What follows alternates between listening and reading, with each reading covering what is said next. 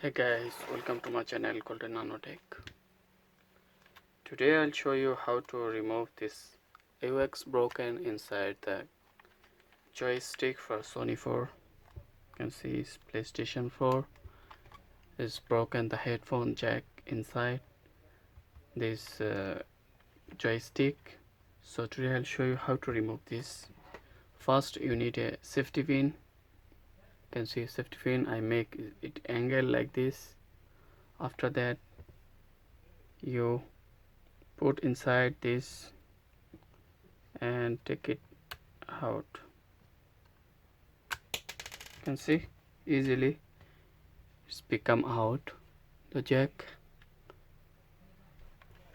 See, it's inside. Now it is come out. I just make angle the safety pin and press here inside the plastic and take it out. Thank you guys. Please like, share and subscribe my channel. Enjoy your life. Thank you. See, I come out the AUX for headphone jack inside the gamepad. Joystick is broken inside and I take it out using the safety pin.